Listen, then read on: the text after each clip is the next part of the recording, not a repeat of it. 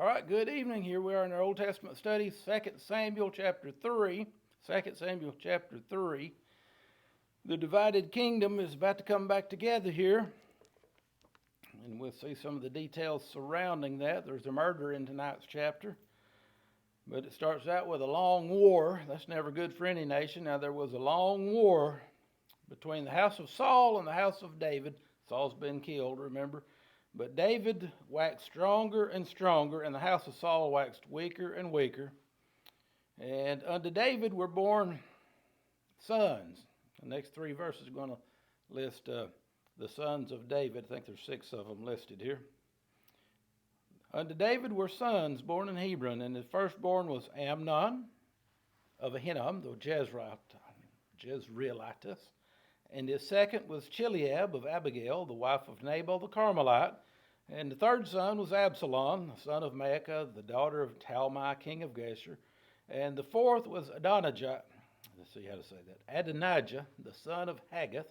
And the fifth, Shephatiah, the son of Abital. And the sixth, Ithream, by Eglah, David's wife. If you just highlight the sons, it's just, here's the sons, the list of them here. There's Amnon, Chileab, Absalom, Adonijah, Shephatiah, and Ithream, and that's it, I guess. Born to these different women. David's picked up more wives, haven't he? And he's still got one missing. Remember the first one, Michal, that was Saul's daughter, and Saul gave her to another man while David was gone. She's going to catch up again in this night's chapter. So all these were born to David in Hebron, verse 6. And it came to pass while there was war between the house of Saul and the house of David, the long wars continuing, that Abner, who had been Saul's general, he made himself strong in the house of Saul. Because Saul's gone down, Abner's kind of running the show, even though Saul's got a boy, Ishbosheth. So Saul had a concubine whose name was Rizpah. So here's this lady concubine that had belonged to Saul, and Abner's going to try, supposedly, to make a claim upon her, and it's basically a claim upon the throne. So Saul had a concubine whose name was Rizpah, the daughter of Aiah, and Ishbosheth, Saul's son, said to Abner, "Wherefore hast thou gone into my father's concubine? What are you trying to do? I know you're trying to get the throne, aren't you?" Then was Abner very wroth. He was mad for the words of Ishbosheth, and he said, "Am I a dog's head? What do you think I am? Which against Judah do show kindness this day to the house of Saul your father, to his brethren, to his friends. And have I not delivered thee into the hand of David, that today you charge me with a fault concerning this woman? How dare you even question me?"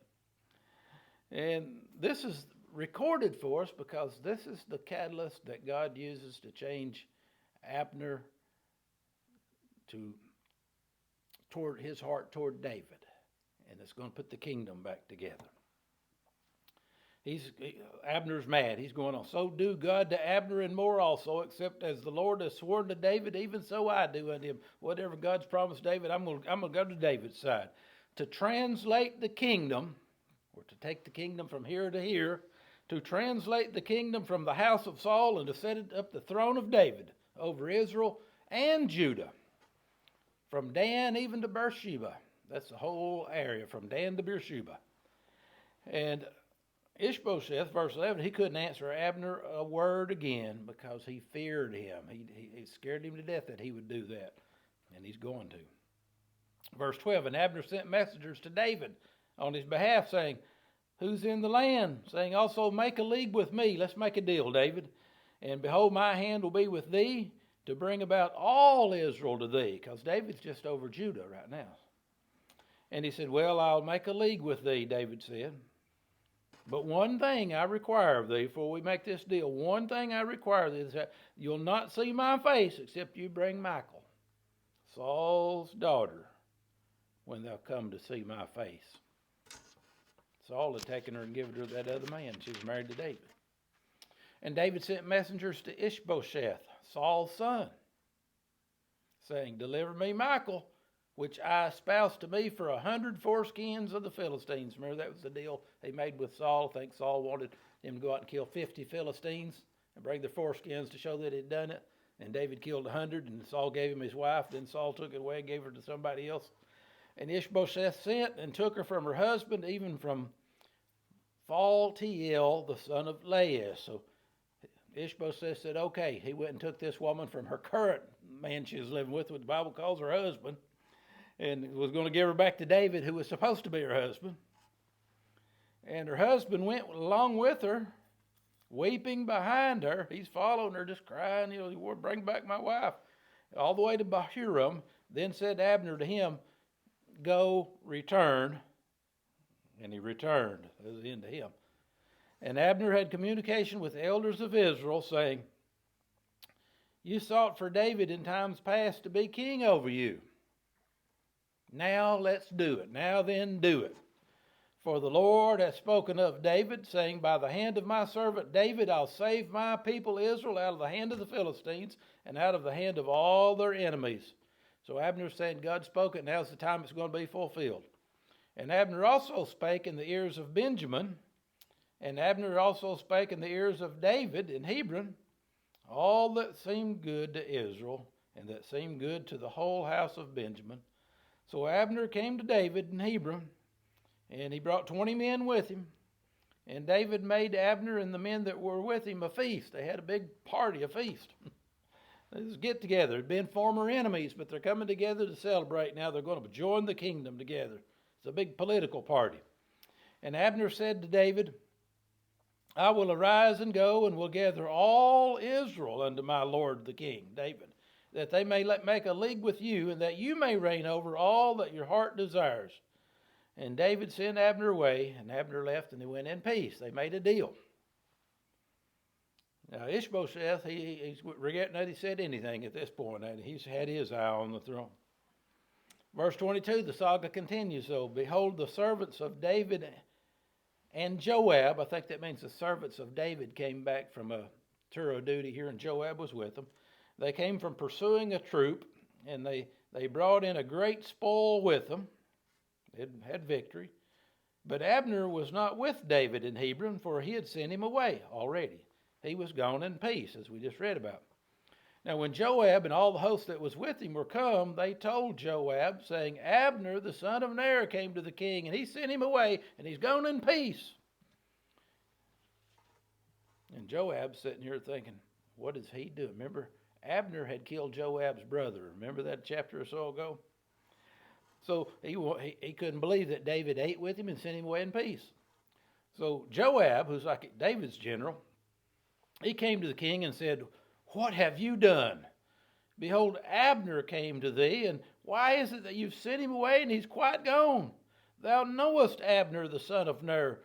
He came to deceive you, and to know you're going out and you're coming in. It was a spy mission, and to know all that thou doest. And when Joab was come out from David, Joab, he sent messengers to Abner. Now, the old saying, stay in your lane.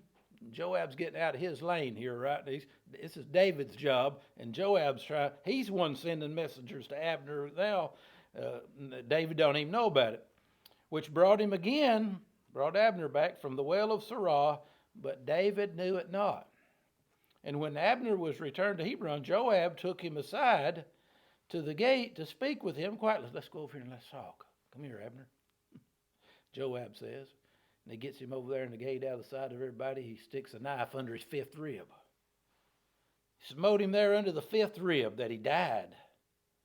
For the blood of Asahel, who was Joab's brother. See, he never forgot that. He had that vengeance in his heart there. So he killed Abner, who's brought Israel together for David. And afterwards, when David heard it, he said, I and my kingdom are guiltless before the Lord, forever from the blood of Abner, the son of Ner. Let it rest on the head of Joab and on all his father's house, and let there not fail. He's pronouncing a curse now. David is on the whole family and descendants of Joab. Let there not fail from the house of Joab one that has an issue, or one that's a leper, or leans on a staff, or falls on a sword, or lacks bread. I pronounce a curse on all Joab's house. So Joab and Abishai, his brother, they slew Abner because he had slain their brother, Asahel, at Gibeon in the battle. And David said to Joab and to all the people that were with him, rend your clothes, gird you with sackcloth, and mourn before Abner. And King David himself followed the bier. He followed the casket down in the funeral procession, weeping and mourning, tearing his clothes. The king was leading the nation into national repentance over this, because David wanted everybody to know that this was not him. This was a outlaw murder that Joab's done. And they buried Abner in Hebron, and the king lifted up his voice, and he wept at the grave of Abner, and all the people wept. And the king lamented, mourned over Abner, and said, died Abner as a fool dieth? His hands were not bound, they fooled him, nor his feet put in fetters. As a man falls before wicked men, so fellest thou. He's letting the whole nation know that what Joab did was wicked, and Joab's wicked for doing it. And all the people wept again over him. And when all the people came to cause David to eat meat while it was yet day, you need to eat something, king. David swears, saying, so do God to me and more also, if I taste bread or anything else till the sun be down. I'm going to fast all day over my friend being murdered like this. And all the people took notice of it. That was the important thing. See, David's setting himself up as king. He wanted the people to know that he had nothing to do with this. All the people took notice of it, and it pleased them, as whatsoever the king did pleased all the people. For all the people and all Israel understood that day. That's the point right here. Everybody understood that it was not of the king to slay Abner. He didn't have nothing to do with that. Abner the son of Ner. And the king said to his servants, know ye not that there is a prince and a great man fallen this day in Israel? He only had good words to say about Abner. And I am this day weak. I'm fasting and weak, though anointed king. And these men, the sons of Zeruiah, be too hard for me. Guess that's Joab and his brothers. The Lord shall reward the doer of evil according to his wickedness. He's continued to pray. He said, God's going to get them for what they did. And it's like making a speech before everybody to know about it in the whole nation. He's I think maybe sincere and do it, but he's also making a good political move. See, like, hey, we didn't have nothing to do with this. That was one man did it behind my back, and he killed my friend and the friend of the country here. See you next week.